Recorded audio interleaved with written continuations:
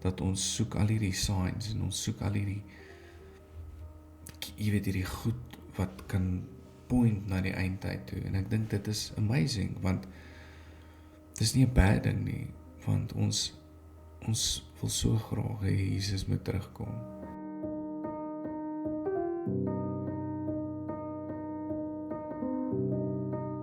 Hallo julle, hoop dit gaan goed.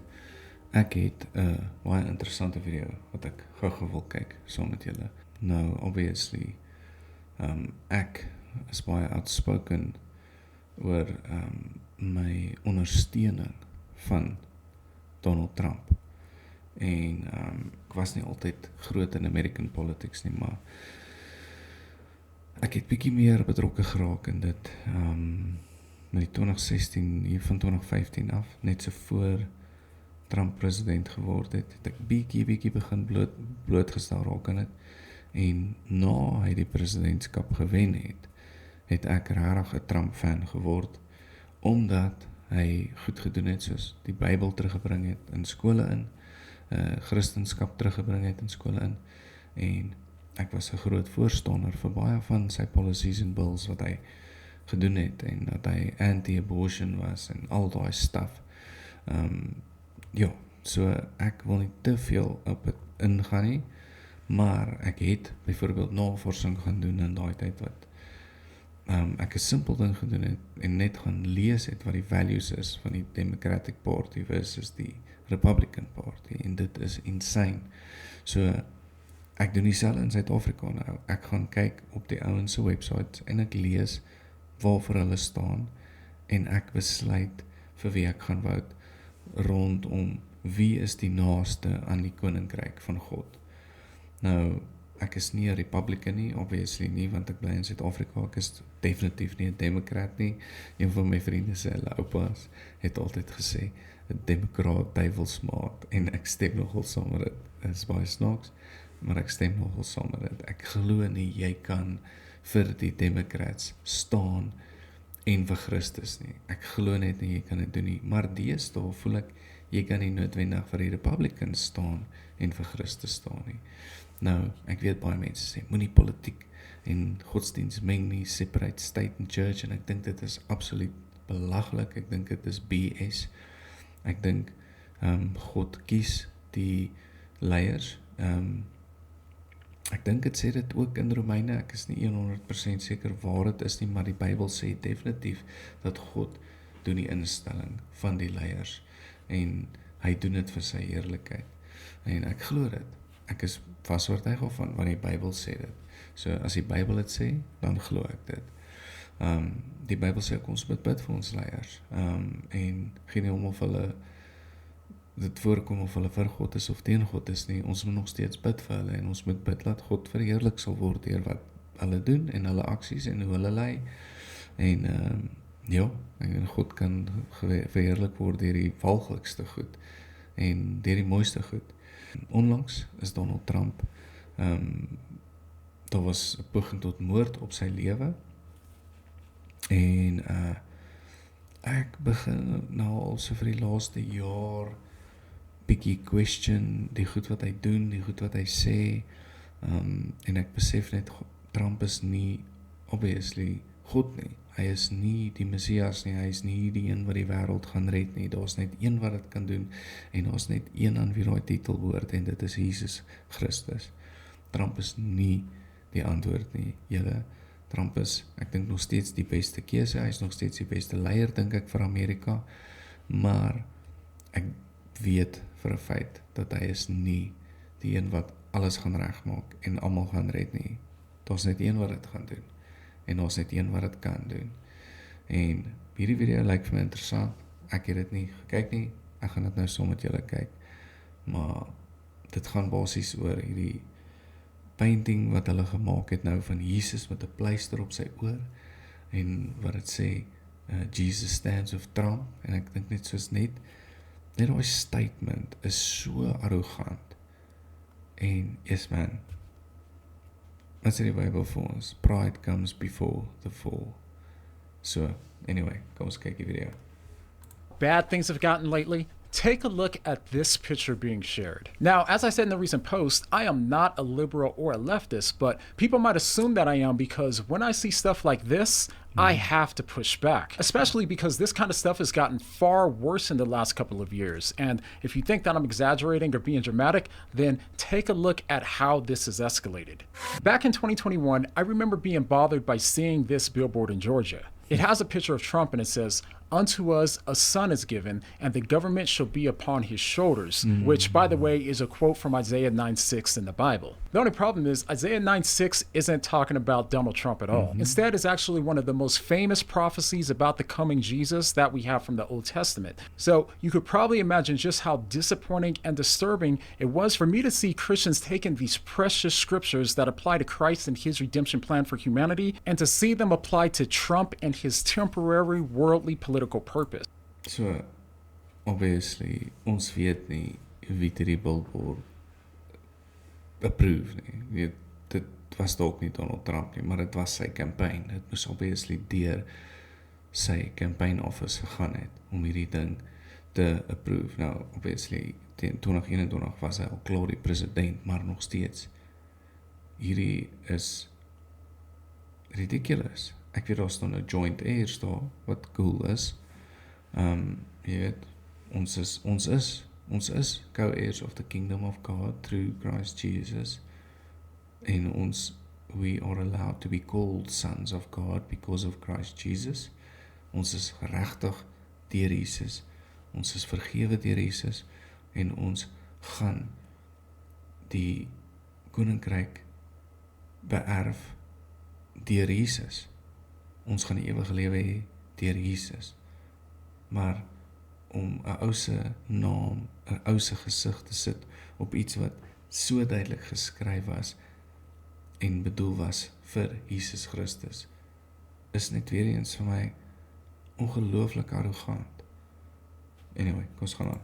And that was way back in 2021. I really started to see things amp up in 2023 as I started seeing a lot more people posting things like this. Jesus and Donald J. Trump are the two greatest men to have ever walked the earth since the beginning of humanity. And of course, Jesus was the greatest, and that's why Jesus fully supports the second greatest man to have ever walked the earth, because Trump is the chosen one to save humanity from Satan. Now, leaving aside the obvious gigantic moral discrepancy between the life of Trump and the life of Jesus, I'm pretty sure the only one that can save humanity from Satan is not Donald Trump, but only Jesus Christ. Christians should know that Jesus is the only one that can save the world from Satan, not Donald Trump. And I continue to see more and more posts like this, and aside from some cringy songs being put out claiming that Donald Trump was the one that was chosen by God, I'm standing with the chosen one. I am the chosen one. as bad as 2023 was, 2024 is when I really started to see a disturbing number of even more Christians who seem to be treating Jesus as if he merely existed to do the will of Donald Trump rather than the other way around. Ever since Trump's hush money trial, we not only saw countless conservative Christians comparing Donald Trump's trial with Jesus on Easter week, but we also saw an uptick in pictures and artwork being sold that featured Jesus always seeming ready to give Donald Trump a massage for some reason. We also see t-shirts of Jesus wearing Trump's merch as if he's Trump's #1 fan, along with other shirts that always seem to get suspiciously close to putting Trump on the same level as Christ, saying things like, "Trump and Jesus have my back." But ever since the failed assassination attempt on Trump's life, some Christians have taken it to a whole new level. They once again started reading Trump into scripture, but there doesn't seem to be nearly as much pushback this time around. As far as I can tell, this all seemed to kick off when Jack Posobiec tweeted about the failed assassination on Trump, with many more echoing the same sentiment. Did you know that President Trump was shot on 6/11? And do you know that Ephesians chapter number 6, verse number 11 says, "Be strong in the Lord and in his mighty power"? No, it doesn't, but we'll come back to that.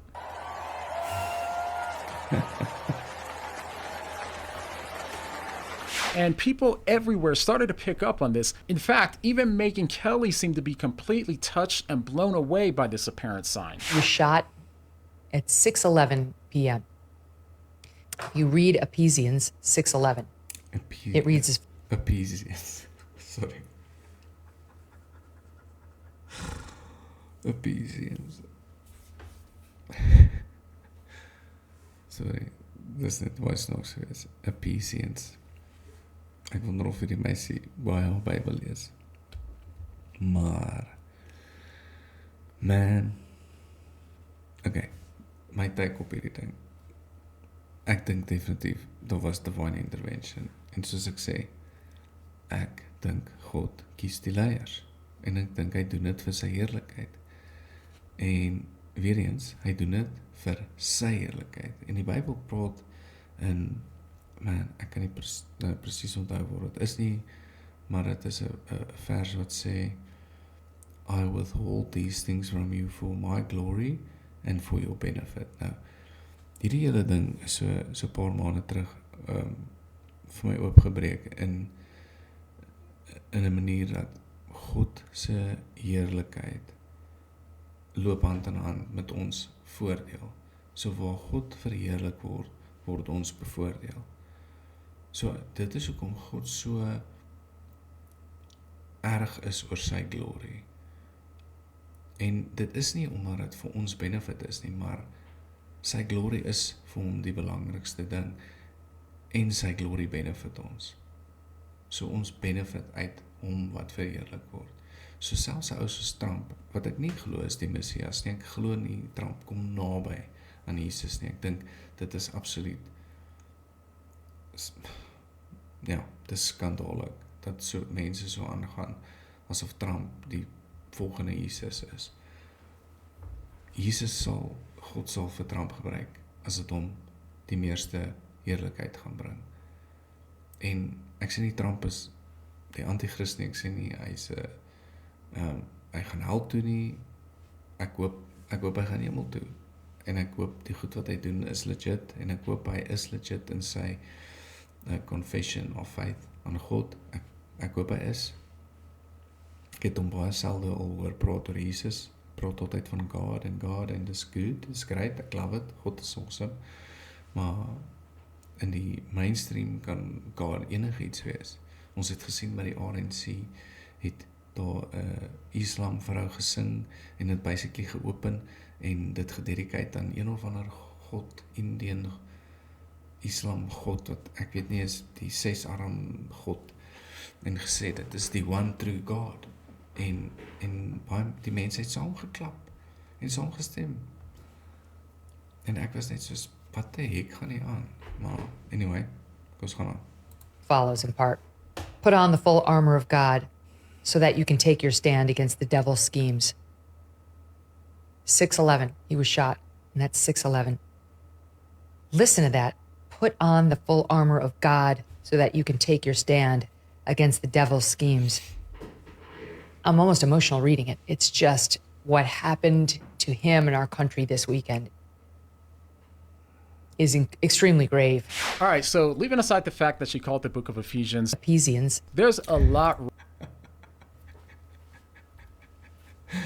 Sy pos ek nou op 'n bad spot, maar Ephesians was goed, ek het dit geniet. Wrong with reading the Bible this way. We won't get into it all here, but the references in the Bible didn't come with the Bible. They were added in 1551 as a reference tool, so they aren't inspired by God and they aren't scripture. And besides, of course, this verse couldn't possibly guarantee that you won't suffer physical harm as a Christian, because if it did, then Paul, the person who wrote it, wouldn't have been beheaded as a martyr just a couple of years later. And ever since this Ephesians 6 claim started going around, people started seeing Trump in the Bible more than ever before. This user posted saying, "Prophecy amazing. Trump anointed from being a private citizen to priest for Jehovah Almighty." And then he quoted a passage from Leviticus 8, and others have posted that same verse, such as this person who posted on Facebook saying, in the Bible, the concept of blood on the right ear, Leviticus 8:22 through 24 and 14:28, serves as a visible mark of consecration, signifying that the person is dedicated to God's service and has been set apart for a specific purpose. This act represents a physical and spiritual transformation, preparing the individual for their sacred role. And then she goes on to offer a breakdown, saying that the ear represents hearing and obedience, and that the right ear specifically was used to hear the word of God. Now, I have no idea where she got that from, but we'll leave that aside. Now, without even reading the verses, the problem seems obvious. If it's true that Trump violently losing part of his ear by a bullet means that he's chosen by God, then that would have to mean that these UFC fighters who almost lost their entire ear completely are really being chosen by God. But Ja, maar dit was nie hulle regteroor nie. Ek het jou weer gesien het. Dit was die linkeroor. seriously, if we go to read the verse for ourselves, we learn that the first verse that she quoted is just about how Moses was preparing a purification offering and took the blood from a ram and smeared it on Aaron's right ear, right thumb, and big toe. So not only does this verse have nothing to do with the mutilated ear or Aaron's own blood, but to be consistent, Trump would also have to be bleeding from his right thumb and big toe. And in the other verse they quote, the priest does the same thing for those who have a skin disease. So no, this effort to try to apply some sort of spiritual significance to Trump in this way is to misunderstand scripture. But perhaps one of the most offensive ways that some Christians are trying to use Trump's ear injury as a way to show or prove his spiritual significance is by using pictures like this. The man there is supposed to be Jesus, completely surrounded by an American flag, having his ear bandaged in the same way that Trump's is currently, once again making Jesus appear to be second place to Trump. Jesus' wounds are in his hands and his feet, not his ear. And the wounds of Jesus have more significance than Trump's ear could ever have. No matter what Trump has gone through, it's nothing in comparison to what Christ went through. So to pretend like it is to lower the significance of what Christ has been through at the expense of elevating the significance of what Trump has been through. Again, this is all getting far too uncomfortable for the person who really cares about Scripture and God's Word. Ek wil net iets sê, want ek gaan die laaste 18 maande deur 'n ongelooflike moeilike tyd en ek voel soos ek bid baie en vra vir die Here, soos wanneer gaan dit eindig, wanneer gaan dit ophou? En dan lees jy goed soos Josef wat in die tronk was vir Potifar se vrou verraai het basies. Dat hy in die tronk was vir 2 of 3 jaar voordat hy uitgekom het. En jy weet, elke keer is daar 'n bietjie hoop, elke keer is daar daai resemblance van hoop en dan gebeur dit nie. Jy weet, soos die bakker wat sê nee, hy gaan vir Farao sê van Josef wat drome kan ontleed en dan gaan ons soos 2 jaar verby voordat dit gebeur en sulke staf, jy weet. En jy lees soos van Daniel wat vir hoe lank basies in gevangenis was in Babylon en jy lees soos Abraham wat op 10 jaar moes wag vir die belofte en jy weet sulke goeters en dan sê jy soos, oh man, 'n jaar en 'n half is eintlik nie so bad nie, verstaan, dit is nog kort compared to God se timing, maar as jy kyk na Trump en vandat hy in 2016 president geword het, die aanvalle op hom, die political attacks op hom het al begin voor dit, maar daai ou is deur hel op aarde die laaste 8 jaar. Hulle het hom so met alles wat hulle het gegooi na hom toe. En ek glo die Here het hom beskerm. Nou ek wil dit nie inlees in scripture nie en ek wil dit ook nie sê omdat hy die second Messiah is of die second coming of Jesus is nie. Ek sê dit maar net soos ek sien God se hand in die keuse om Trump daar te hê. En weer eens soos ek sê, die motivering is God se heerlikheid. Niks anders nie. Ek dink dit is die motivering, dit is God se heerlikheid. En ons weet wanneer Jesus gaan terugkom, gaan lees net Openbaring. Hy gaan terugkom. Scary, man. Dis so cool, maar dis ook so scary. Hy gaan 'n warrior wees. Ons gaan definitief weet as Jesus terugkom. Daar gaan geen twyfel wees nie. Ons gaan dit weet. Maar anyway, ja, kom ons gaan aan. All right, so here's the thing. When it comes to progressive Christianity, it's easy to see the problem with this way of thinking. In a lot of cases, the issue is that they don't seem to realize just how much they're tying their cultural and political desires to their understanding of the Bible and Christianity. We see this when they argue that Jesus was the equivalent to a modern-day social justice warrior or a Black Lives Matter advocate and so on, while they conveniently downplay or reinterpret verses that go against their political party's worldview. And I hate saying this, but I'm afraid that so many in the conservative Christian movement are doing the exact same thing. They also don't realize just how much they're tying their cultural and political desires to their understanding of Christianity. And if I'm being honest, I see both as tools that the enemy uses to pull all of us away from the heart of the true gospel message. The simple good news that Christ died and resurrected so that way we could be rightly related to God, thereby having everlasting life. That's something that we could never get from a political party. Now, just to be clear, I am not telling you how to vote because this video is not about voting. Instead,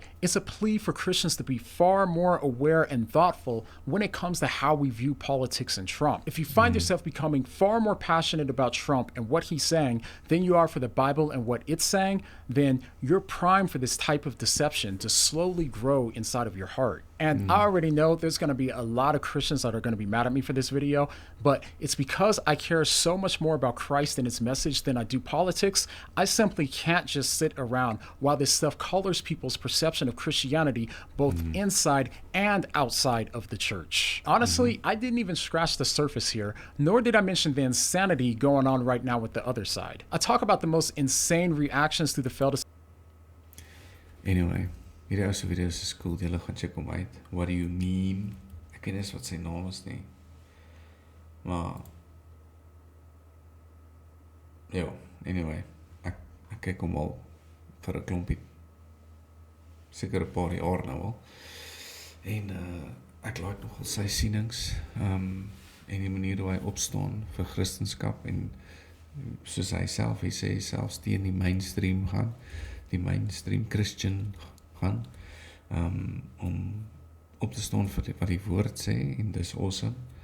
En ja, ek sien dit ook die laaste ruk baie net om saam met hom te stem, dat mense is so, ek weet nie, ek besef ons lewe in hierdie tyd wat dit so naby is in die eindtyd, dat ons soek al hierdie signs, en ons soek al hierdie, jy weet, hierdie goed wat kan point na die eindtyd toe, en ek dink dit is amazing, want dit is nie 'n bad ding nie, want ons wil so graag hê Jesus moet terugkom, en ek dink ons wil net so graag hê die seer moet eindig van hierdie wêreld, en die wêreld is in 'n ongelooflike volatile plek, maar die beste ding wat ons kan doen, is om prepared te wees.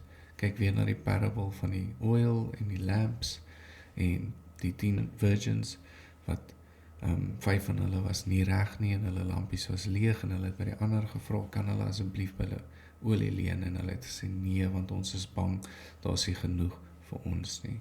Moenie met 'n leë lampie gevang word nie. Ek wil sê, moenie met jou broek op jou enkels gevang word nie. Wees reg, duik in die woord, en duik in die skrif, en duik in jou relationship in met God. Moenie kyk na Trump, of na Jordan Peterson, of na jou pastoor, om jou te red nie. Jesus is die enigste een, en as hy kom, moet jou lampie vol wees. Vol jou lampie. En hoe doen ons dit? One does not live of bread alone, but of every word that comes from the mouth of God.